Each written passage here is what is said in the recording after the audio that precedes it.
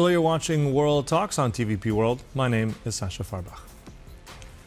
Poland's President Karol Nawrocki has cancelled a one-on-one meeting with Hungarian Prime Minister Viktor Orbán after Orbán's recent trip to Moscow, even as the Visegrád Four summit in Hungary goes ahead. The move underscores growing tensions in Central Europe over Ukraine and differing approaches to Russia, leaving the future of regional unity uncertain. With us to analyze the latest is Péter Balázs, former European Commissioner and former Hungarian Foreign Minister. Good to have you back on TVP World. Welcome. Good morning.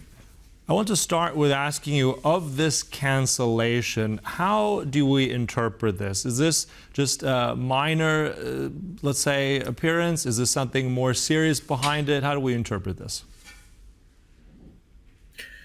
Well, Hungary is holding the rotating presidency of the Visegrád group, and there are various meetings. The highest is at the level of the heads of state. And tomorrow, the 3rd of December, a meeting will take place in Hungary, not in the capital Budapest, but to the north from Budapest in the city of Esztergom, which is a nice historical place. The host is Tamás Súlyog, the President of the Republic in Hungary, and the other presidents are coming. Péter Pellegrini from Slovakia and Karol Nawrocki from Poland. The presidents will meet each other and discuss, and they are supposed to meet the Prime Minister, Viktor Orbán, as well.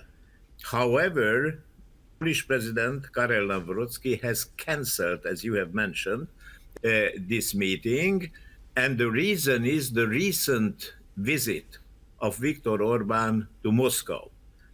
We have to add that it was by far not the first visit of Mr. Orbán to President Putin. It was the third one since the outbreak of the war in Ukraine, since the Russian aggression against Ukraine, and number 14 since the beginning of Orbán's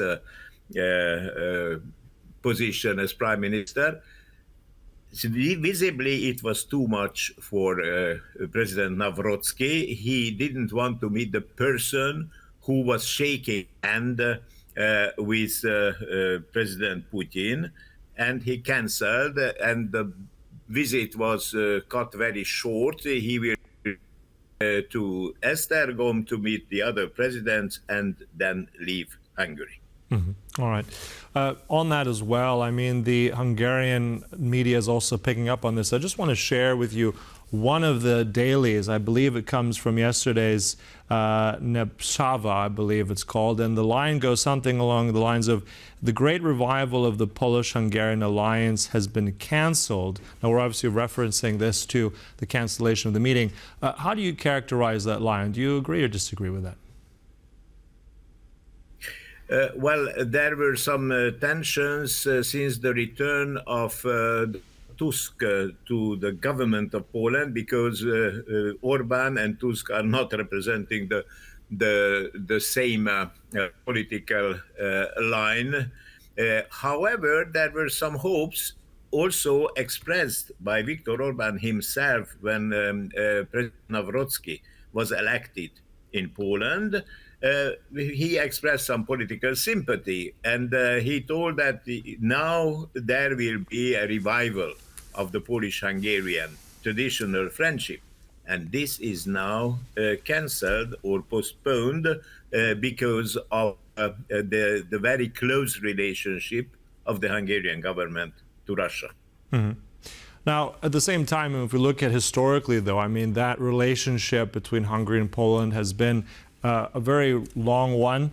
I mean, it goes beyond Orbán. So I'm just curious as to, despite the tensions, what do normal Hungarians perceive of this relationship with Poland? Is this something that, let's say, goes beyond the political rhetoric? What's the ordinary Hungarian perceive of all this? Well, I think there is a deep sympathy towards Poland. That this is a traditional, the very close relations going back to 1956, the parallel events, but in history as well. And the real content of that relationship depends always on the actual government. So if governments are paying more attention, I can recall my own time when I was foreign minister. By then, my partner was Mr. Sikorski, who is actually foreign minister again, and we had a very close cooperation and a deep confidence towards each other.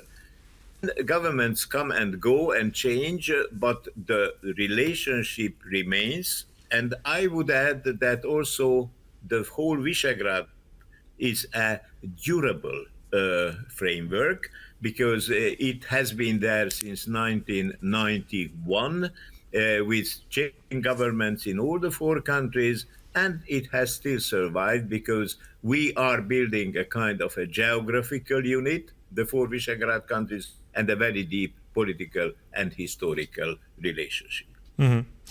Let's stay on Visegrád Four for a moment. I mean, this is another alliance within the center of Europe. It has at times been a bit at odds with different member states, with different governments. Governments and diplomacy is key here.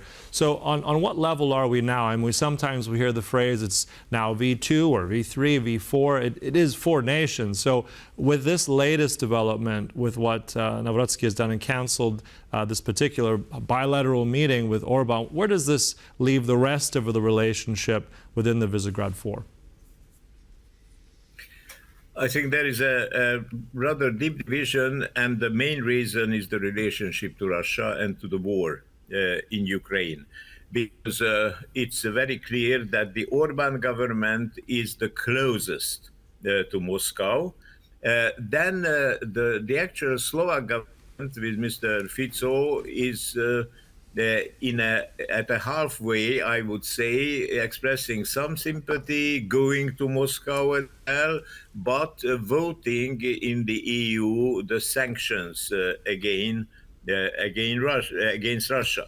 The Polish nation, you know it better than I do, and now we are expecting the formation of the next Czech government after the election of Mr. Babiš.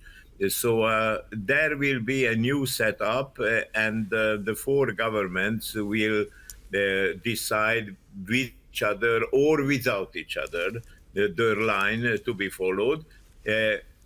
We have to add that for the moment, following the US attempts to reach a peace in Ukraine, the whole thing is moving, and there are new challenges to take a position with or without Europe. Mm-hmm. I also want to come back to diplomacy. I mean, this is also your area as a former diplomat and commissioner as well. Words matter. Let's jump quickly to Moscow, where that meeting took place, Orbán and Putin. I'm curious because the words matter, and this is exactly what happened with the interpreter, apparently. We're not sure if it was on the Russian side or the Hungarian side, but what then was said, what Putin had stated, I'm quoting here as well, it was supposed to be our views on certain issues, including international affairs, do not necessarily converge, but what was actually translated was that the interpreter said our cooperation at the international level is also good. So when we have that kind of messaging already on that meeting, what do we gain from that? What does that say about where this messaging and that relationship actually between Hungary and Russia is going? This is a great story about the interpretation in Moscow at the last meeting.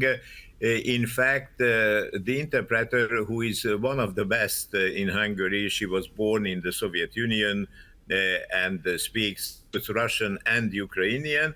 She didn't translate all the words, and this caused some problems. Now, what was the reason? The reason was, first of all, that she was ill. She caught a cold, and she couldn't hear well the words of President Putin. You have to add that in the room, in this very big room, there was a big echo at the participants. So it was not easy to hear all the words. And as a third point, President Putin is speaking very quickly. and not very loud. So you can see here the interpreter leaning forward and trying to catch words. Well, it was not the essential part of the meeting, the essential part not for the public. This was a kind of the usual political theater, exchanging nice words, confirming the close relations and the friendship. And yes, from the text, a few words were missing. All right, so still interesting development nonetheless to look at. I still want to ask you also about, with your experience, you know very much about not just Central Europe, but European politics. If we're looking at the near term as well, what are your expectations? One, what we can get from this Witkoff visit in Moscow, and also generally for Hungary, what kind of political changes could you foresee? I mean, we're talking about the election in the spring, so both of those things together, where do you see the near future for Hungary and also for Europe? Well, as far as the Moscow meeting is concerned, we do not really know what they were discussing about.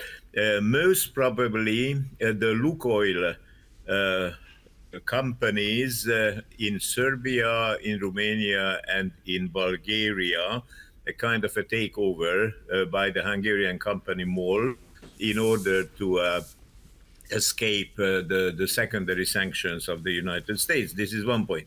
And if we are looking forward, the elections are coming in Hungary, most probably in April next year.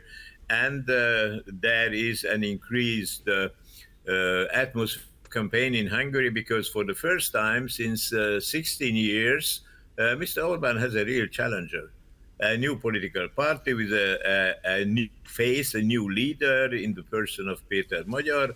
So internal politics are tense but extremely interesting in Hungary for the time being. It would be too early to predict any outcome of the elections because time is too long until April. Many things can happen in the country and on the international scene. So let's come back to those questions sometimes in I would say in March. Indeed. So as we said, we'll keep it there, tense but interesting. Your assessment there, we'll come back to it for sure as the weeks and months go on. Look, always a pleasure. Péter Balázs, the former Foreign Minister of Hungary, much appreciated. And thank you for watching World Talks, but stay right here on TVP World for more news and commentary. Goodbye.